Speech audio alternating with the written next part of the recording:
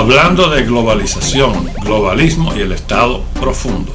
Extraña alianza entre Black Lives Matter y Antifa. Y la vacuna contra el COVID-19 se convierte en un arma política en manos de las potencias de China, Rusia y la India. Esto y más aquí en Andrés Cantón Opina.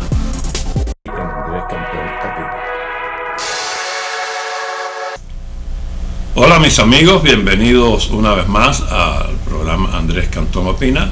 Para comenzar quiero enviarles un saludo y pedirles, cuando ya estamos empezando el programa desde ahora, que me ayuden a compartir, den like y suscríbanse al programa. Es la manera que contamos para poder llegar a más personas y posicionarnos y que el programa tenga una mayor audiencia y que el mensaje llegue a más personas. Si les gusta, den un like y por favor comparte. Abajo en la parte inferior, entre el medio y la derecha, puede ver share. Lo puede enviar a Facebook, lo puede poner en grupos y a través de Messenger con sus amigos puede compartirlo 3 o 4 veces. Les voy a agradecer muchísimo.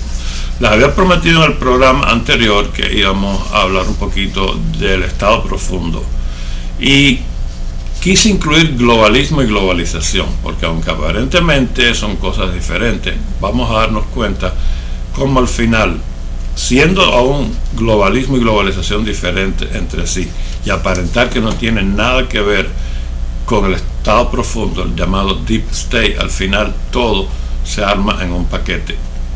El Estado profundo, hasta hace apenas un par de años atrás, era algo con lo cual los estadounidenses estaban muy poco familiarizados. Solamente politólogos y gente que leían se encontraron con teorías manifiestas de conspiración, como cuando el 9/11, el asesinato de Kennedy, que se atribuían a un Deep State. Pero obviamente no había ese conocimiento en sí de lo que es la palabra Estado profundo. Podía parecer una exageración, pero no es así. Una encuesta de ABC y el Washington Post solamente el año pasado, en el 2020, mostró que casi la mitad del país, la mitad de los estadounidenses, creen en el Deep State. Estamos hablando de la mitad de los Estados Unidos y son encuestas de ABC y Washington Post. Son bastante creíbles las fuentes.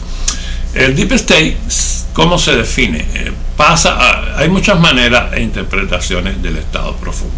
Básicamente se define como un grupo tal vez, supuesta delegadamente, de funcionarios de inteligencia, funcionarios del gobierno y militares que manipulan políticas del gobierno tras la fachada del gobierno sin estar autorizados ni estar guiándose por la Constitución, o sea, como especie de un grupo de secreto donde hay intereses que se manejan. Esta es una percepción supuesta y alegadamente, decimos. Realmente la versión del Estado profundo, para sorpresa y curiosidad, se origina tan lejos como el año 1920. ¿Y saben de dónde viene? De Turquía. En Turquía se creó un grupo, una camarilla de línea dura, funcionarios de seguridad y personas mafiosas que controlaban todo el gobierno en Turquía tras las bambalinas. De ahí, inclusive con sangre y represión, ordenaban para establecer su voluntad detrás de lo que aparentaba ser el gobierno turco. Era un gobierno civil títere, el primero que aplicó este concepto, ya saliendo del contexto de Turquía y del año 1920. El primero que aplica este concepto de Estado profundo en los Estados Unidos es el periodista Peter Dale Scott, cuando en el año 2007 saca un libro donde habla de una teoría. El libro se llama The Road to 9/11, el camino del 9/11 a los hechos fatídicos del 11 de septiembre. Y en este libro se teje una confabulación, una conspiración oscura a partir de hechos tan diversos, recoge el libro, como fue el asesinato de Kennedy, Watergate y el escándalo Irán-Contras. Y si, señores, vemos realmente y estudiamos un poquito todavía de Kennedy, ¿qué se sabe? No se sabe nada. Se siguen hablando de documentos clasificados, la comisión Saprush, distintas comisiones que se crearon a través del Congreso, del Senado, pero categóricamente no hay resultados específicos que hubo detrás de la muerte de Kennedy. Y hay muchísimas lagunas y preguntas sin responder.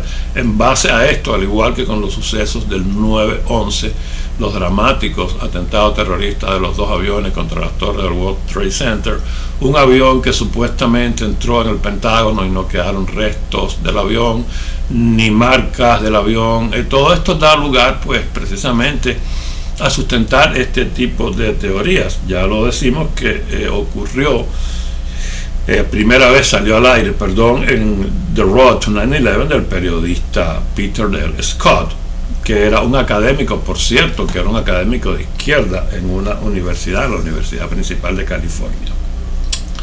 No hay locura en esta idea del Estado profundo, les dijo posteriormente el periodista Dale Scott al periódico Miami Herald, que no era descabellado ni era una locura lo que él planteaba.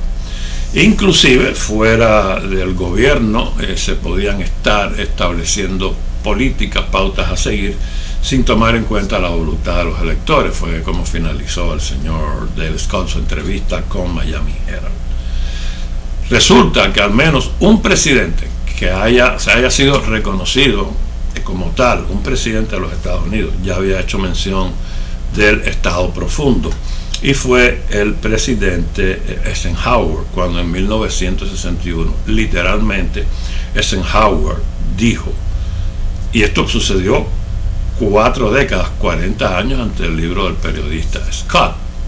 Eisenhower dijo literalmente: advierto a la nación que debemos protegernos contra la adquisición de influencia indebida, a propósito o no del complejo militar industrial. O sea que ya el presidente Eisenhower citaba en el año 61 que podían haber intereses militares, industriales, económicos, que podían influir en la nación, y alertó a la nación a no caer, a no sucumbir tras estos poderes.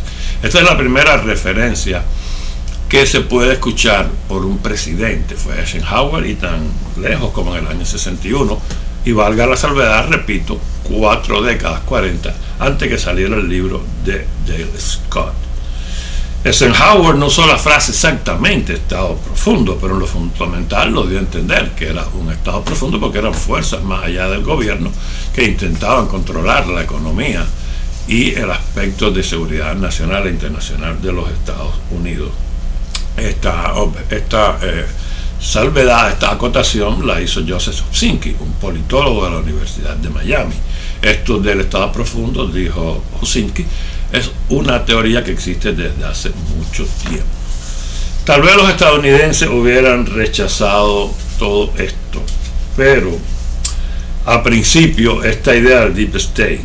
Sin embargo, ya en el año 1956 también hay referencias de Wright Mills, que publicó un estudio titulado El poder de la élite, The Power Elite, en el cual comenzaba el libro diciendo, escuchen qué palabras tan interesantes: los poderes del hombre común están circunscritos por el mundo en que viven, pero incluso sus empleos, sus familias y sus vecindarios con frecuencia son controlados por fuerzas que ellos mismos no saben que existen ni quiénes son.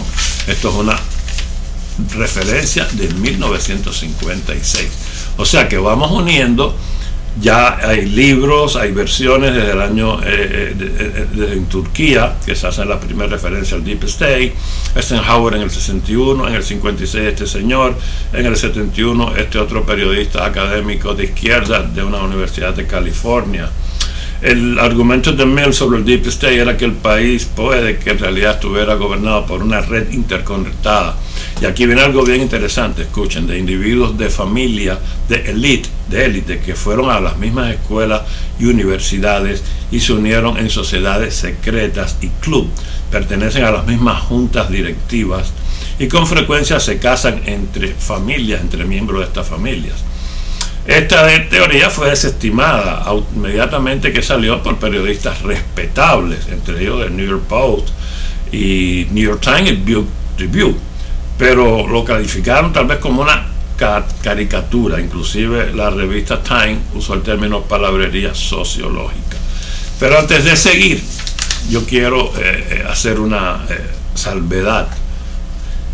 ¿Es cierto o no? Cuando vemos las listas de los CEO de las principales compañías en este país, ¿no ven cómo se repiten apellidos? ¿No ven cómo un nieto de un presidente, de un senador, es CEO de una gran corporación?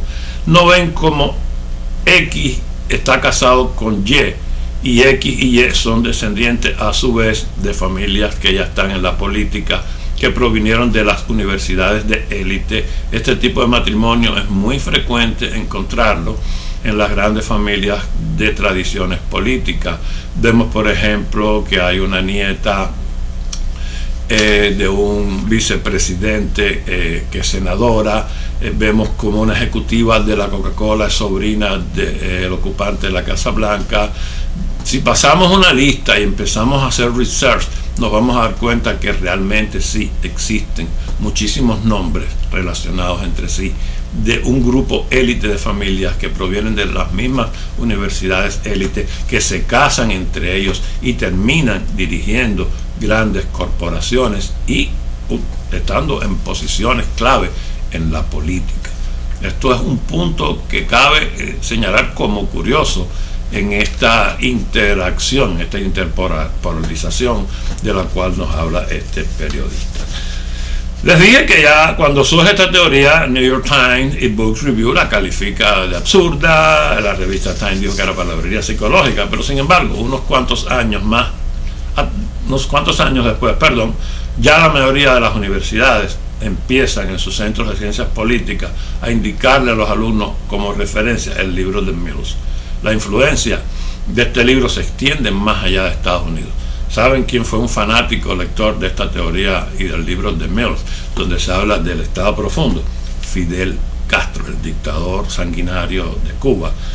Estaba muy entusiasmado y mencionó muchas de las ideas del Deep State que salen en el libro de Mills. Castro las mencionaba en sus discursos sin tener en cuenta de qué se estaba hablando, porque no le daba crédito al autor. Que iban a saber en aquella época los cubanos que estaba hablando, haciendo referencia al libro del señor Mills. Pero esto lo vemos como un ejemplo. Ya dejó de ser una circunstancia ridícula, ya dejó de ser palabrería psicológica para convertirse en un punto de referencia que comienzan a usar los departamentos de ciencias políticas de muchas universidades estadounidenses. Las revelaciones del lado oscuro del gobierno indudablemente ya abrieron la mente a los estadounidenses y han empezado a cuestionarse cómo funciona Washington. Detrás de esto han surgido teorías como QAnon, pueden ver el famoso documental La caída del cabal, entre otros, donde se van a los extremos. Es cierto que hay muchas exageraciones, pero también es cierto que hay muchas cosas que son en apariencia reales. Se empiezan a mezclar tal vez un poco realidad y ficción en estos temas, pero dan pie y existen muchos facts que si usted va a revisarlo a medida que va leyendo, pues va a establecer que sí, que hay base para estas conjeturas de un estado profundo. Si pasamos del estado profundo al globalismo, hay que establecer diferencias entre globalismo y globalización. La globalización es económica y el globalismo termina en términos políticos, pero al final, a mi juicio, el de mucha gente, globalismo y globalización se unen. Ya gente como Putin, Tony Blair, Bill Clinton, el gobierno chino ya han hecho referencia de una economía global. Estoy hablando del globalismo, y se abrió esta mentalidad en la sociedad estadounidense cuando pasamos por los gobiernos sucesivos después del señor Obama, y ahora tenemos a Biden en la Casa Blanca, que es un globalista. Pero bueno, globalismo y globalización. La globalización económica significa en grandes términos la división del trabajo, o sea, cada país hace lo mejor que sabe hacer y después se incorpora en un conjunto. Para nadie es secreto, por ejemplo, vamos a usar un carro. Usted ve en los papeles que le entregan de la manufacturización, manufacturización, eso mismo. Le entregan, ven que hay piezas que son hechas en México. El cuero viene de la India, el motor hay partes de Japón, la suspensión es alemana, el chasis es estadounidense. Ven un conjunto de países que participaron en ese carro. Hay camisas, por ejemplo, como cito el ejemplo, hechas en Malasia, donde las máquinas de coser son alemanas, el cuero del cuello viene de Brasil, la tela viene de la India, en fin, eso es lo que viene siendo la globalización económica. Pero a partir de aquí, cuando se establece este control económico, el globalismo, que ya es la política, ya dejamos de hablar de globalización, empieza a entrar en función. Cuando a través de gobiernos y fuerzas políticas se pretende crear un control político y social sobre los países.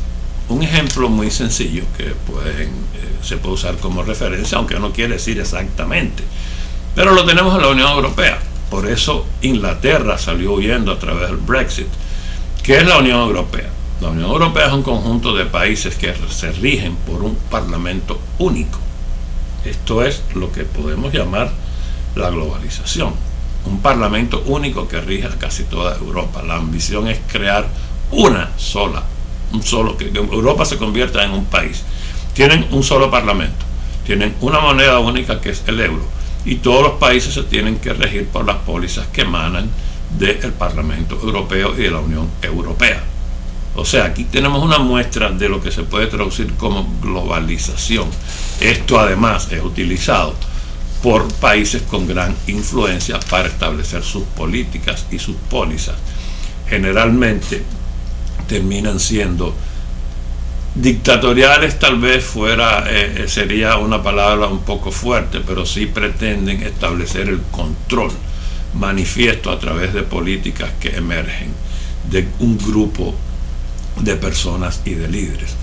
Y aquí conflige globalización y globalismo, porque si se utiliza la economía como una herramienta, pues el globalismo logra tener más capacidad de avanzar y de imponerse. Por eso dije al principio que podían relacionarse globalismo y globalización. ¿Y qué sucede? Cuando unimos globalismo y globalización, ¿quiénes son los que dirigen las grandes compañías, las grandes corporaciones? Lo dijimos al principio. Las mismas personas que supuestamente pueden estar detrás de un deep state. O sea que la globalización y el globalismo y el Estado profundo pueden ser parte de un todo, de un único. Esto es una manera, un concepto que es mío y de otras muchas personas. Y la manera como podemos entender un poquito más Estado profundo, globalismo y globalización. El argumento central del globalismo es lidiar con los problemas cada vez más complejos en el mundo.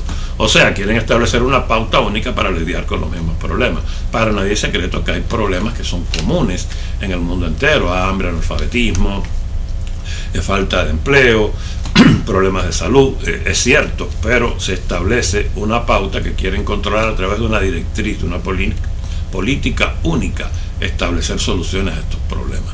Y aquí es donde ya la cosa empieza a complicarse un poquito.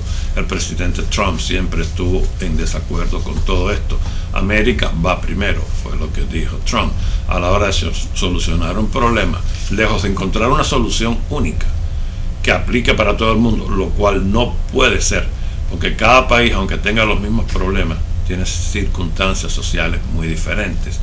Tratar de establecer una solución única para problemas similares, pero en sociedades diferentes, es un grave error que sí conlleva a dictaduras y conlleva a muchísimos problemas. Eso es lo que estamos viendo en este momento con la influencia económica y política de China y de Rusia en el mundo entero. Es una manera como pudiéramos interpolar globalismo, globalización y deep state. El Estado o nación es obvio que es el representante del pueblo, pero cuando deja de ser obsoleto y se sustituye por un poder político transnacional, cuando pretenden imponerte soluciones. Un ejemplo, vamos al Tratado de París, el famoso Tratado de París, donde nos volvió a meter el ocupante de la casa Joe Biden, el ocupante de la Casa Blanca. El Tratado de París es un grupo de países que quieren establecer pólizas reguladoras similares, únicas, para todos los países signatarios de este tratado. Pero aquí viene un problema, y por eso fue que Trump nos sacó del bendito Tratado de París, que las naciones menos industrializadas tienen la opción de voluntariamente aplicar estas pólizas. Los países industrializados las tienen que cumplir obligatoriamente, pero aquí viene Estados Unidos, frena su industria, la llena de restricciones, enlentece su productividad, mientras que China, que es un signatario de este mismo acuerdo, no va a cumplir ninguna sola de estas leyes, se va a reír de todas estas restricciones y va a seguir avanzando con su industria. Esto es una prueba básica, elemental y superlógica de la globalización y el globalismo y el impacto en las naciones. Es tratar de establecer una solución a problemas comunes en sociedades muy diferentes, como es el gobierno chino, que es una dictadura, y una democracia como los Estados Unidos. Esta mentalidad la catalogan muchos de los expertos y politólogos como puramente socialista, y es la base, como les dije al principio, que representa los pilares de la Unión Europea. No quiero decir que sean socialistas, pero en un futuro próximo este sueño burocrático va a llegar al final. Lo predicen muchos expertos. Esta uniformidad se está hundiendo cada vez más en una y difícil realidad política y económica.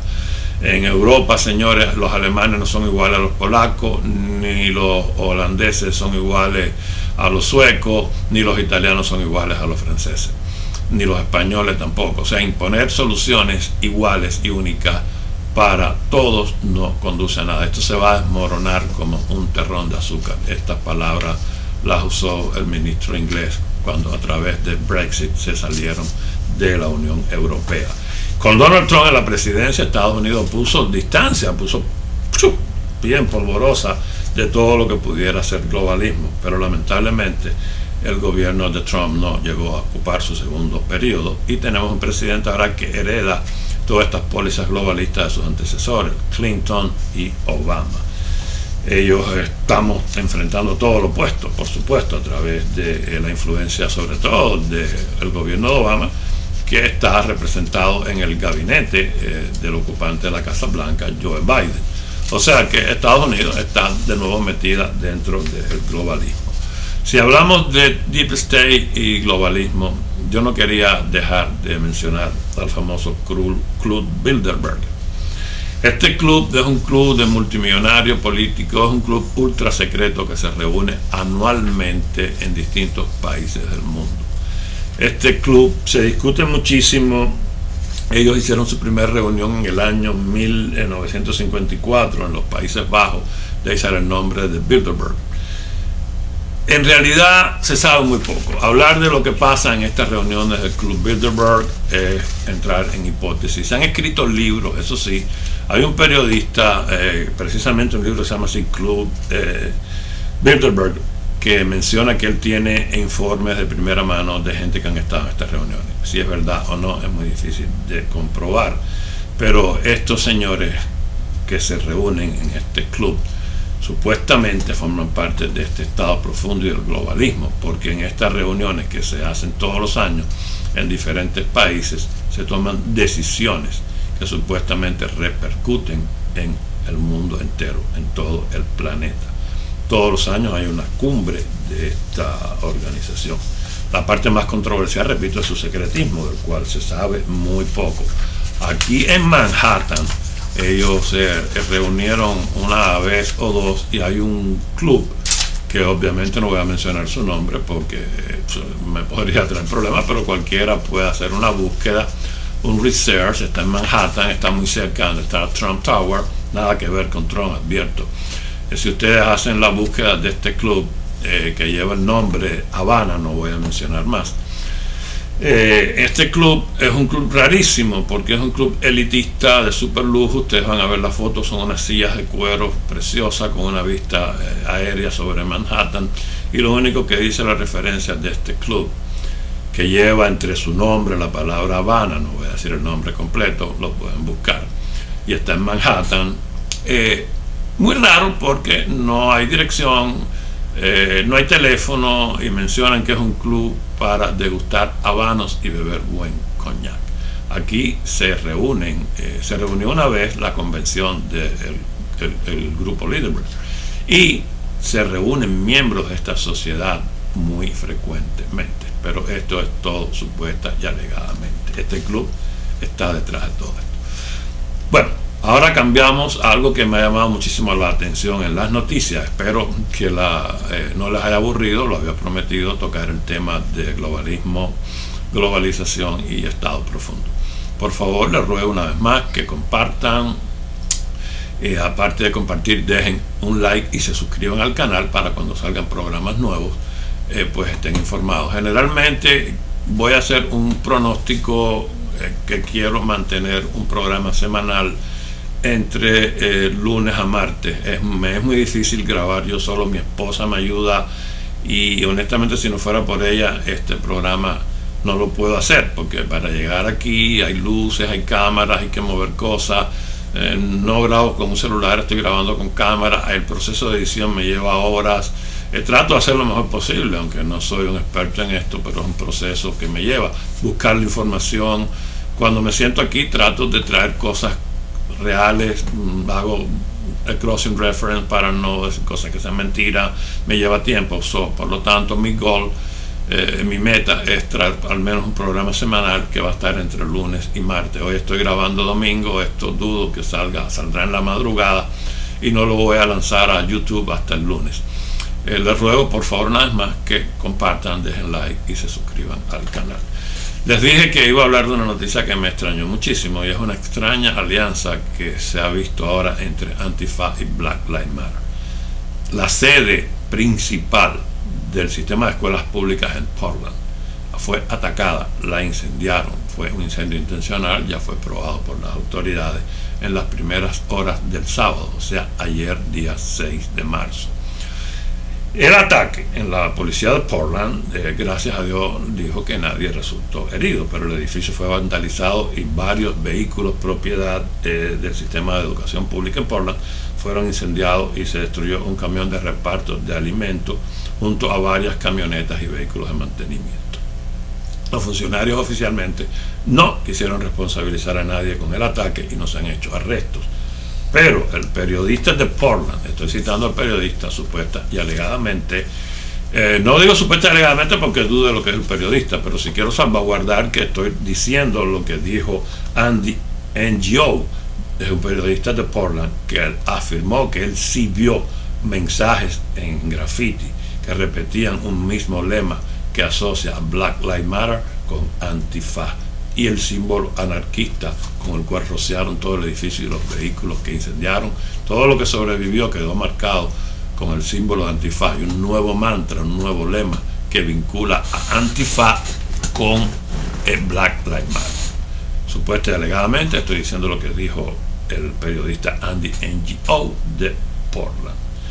Este reportero se ha hecho con un nombre, como un crítico ferviente y duro de Antifa, y ha recibido inclusive amenazas de muerte. Fue atacado hace 2 años por el grupo anarquista y su vida corrió peligro, recibió lesiones. Él no quiso entrar en mucho más detalle, pero sí repitió y recalcó que este ataque fue sincronizado y en unión de ambos grupos. Repito que es supuesta y alegadamente.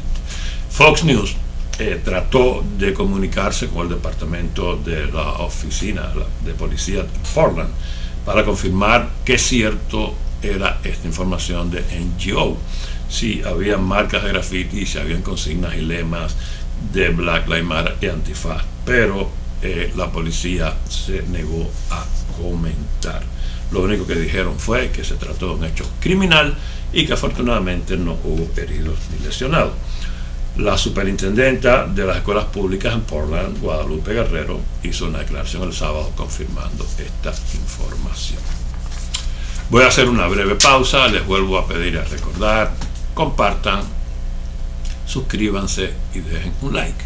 Así me ayudan. Yo no tengo monetizado el canal, no pido ni acepto contribuciones, pero la única manera de llegar a más personas que Facebook nos posicione es a través de los likes que recibe el programa si trabajan los algoritmos de YouTube, dije Facebook, los algoritmos de YouTube. Este programa no sale en Facebook. El que les habla está prohibido de por vida, banned de por vida para entrar en Facebook, ni publicar, ni hacer nada en Facebook. Por favor, les repito, pues compartan, like y suscríbanse. Voy a hacer una pequeña pausa y regreso con el segmento Aquí Cuba y Noticias de América.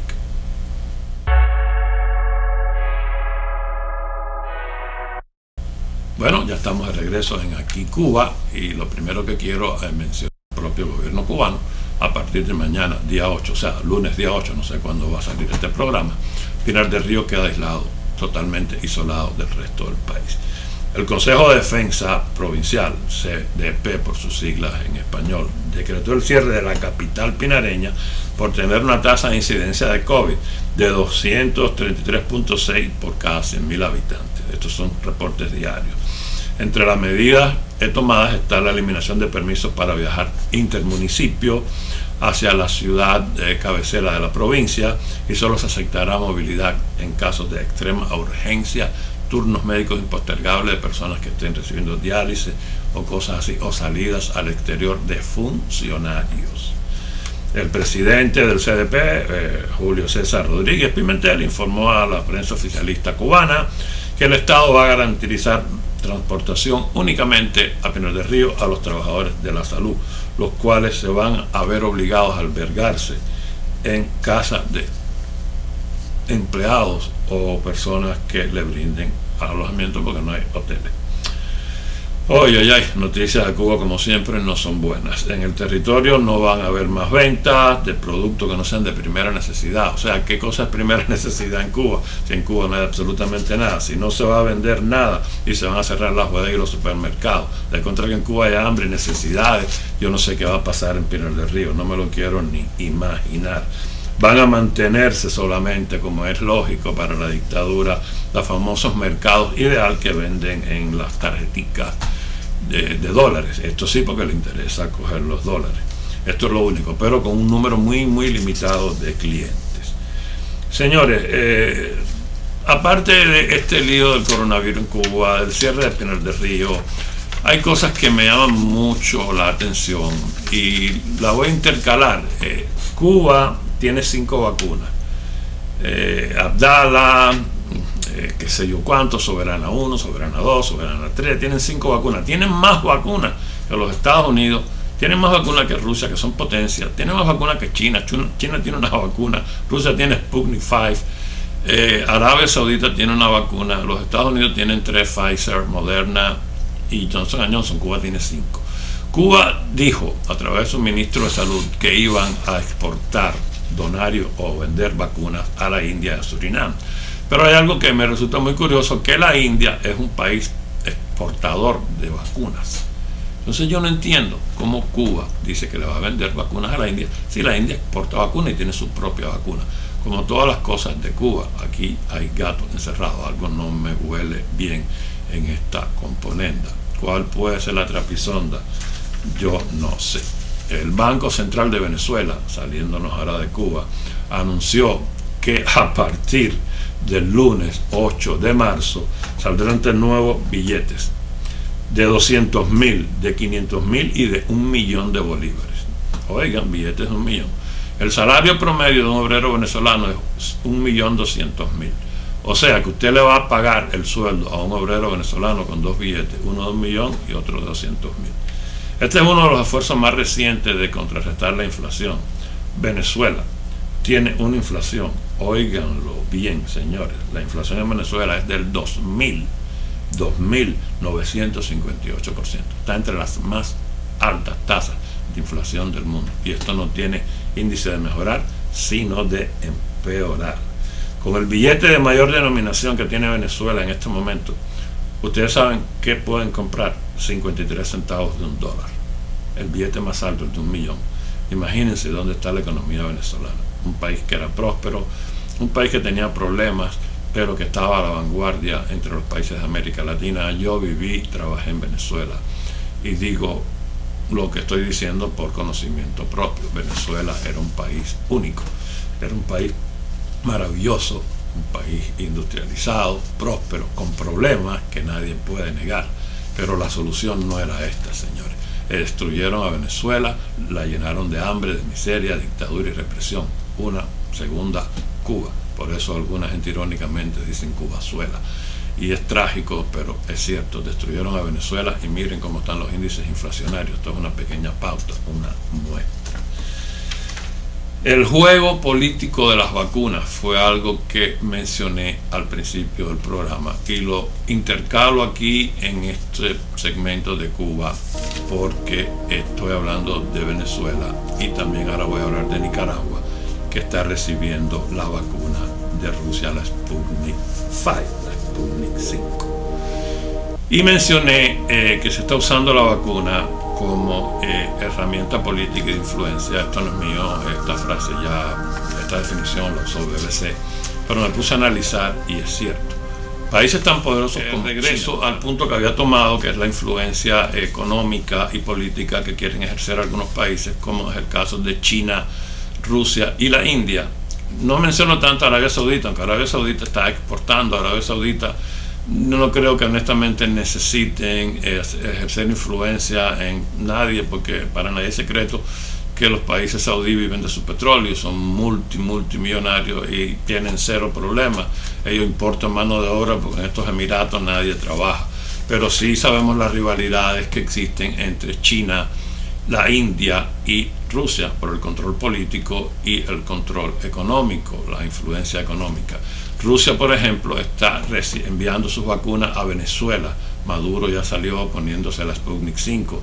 También Nicaragua está recibiendo vacunas de Rusia. Esto es una manera donde Rusia quiere afianzar su penetración, su control y su poder, no solo económico, sino ideológico en América Latina. Para nadie es secreto que uno de los pilares que sustenta a Venezuela, lo poco que queda, lo que se está cayendo, es Rusia. Y también lo mismo sucede con Nicaragua. Cuba muriéndose de hambre, una dictadura que tiene al pueblo cubano destruido, pues también colabora con el sostenimiento a nivel represivo de Nicaragua y Venezuela. Y Rusia pues es parte de este engranaje ahora a través de las vacunas del COVID. Están queriendo pues estos países competir entre sí. Por ejemplo, India mandó vacunas a Nepal. Para nadie es secreto que Nepal es un foco donde China está luchando por ganar influencia, y la India pues les regaló vacunas a Nepal. En Rusia las están enviando a Centro y Suramérica. Países como Argentina y Brasil van a recibir la vacuna de la India. Esto es buscando una contraparte económica, pues la India también está ya industrializándose y está queriendo pues que su mercado tenga recepción en los países de América. O sea que este problema de la vacuna se ha convertido, usado por países como China, la India, Cuba y Rusia, en un mecanismo de penetración política e ideológica. No vamos a negar que si las vacunas Sputnik, Shanghai, la que sea, llámese como se llame, le sirve de alivio a estos países, a estos pueblos, para salvar vidas, nadie puede negar el valor de recibir la vacuna. Ese no es el punto, para que no me malinterpreten. Lo que voy es al trasfondo de quienes envían estas vacunas y por qué la envían. El que se está poniendo la vacuna en Nicaragua, en Venezuela, en México, en Brasil, en Nepal, está muy feliz. Y por supuesto debemos alegrarnos, porque está contribuyéndose a controlarse el virus a nivel internacional y se están salvando vidas. Pero el punto es la utilización de estas vacunas para fines políticos. Es algo que salta a la vista y no podemos dejar pasar por alto. Han usado la vacuna como un foco, un arma, un vehículo de penetración económica y político. Señores, hasta aquí llego en el programa de hoy. Les repito una vez más, por favor, compartan, like y suscríbanse. No hay más, les envío un abrazo a todos y hasta la próxima. Muchísimas gracias por estar con nosotros en el día de hoy.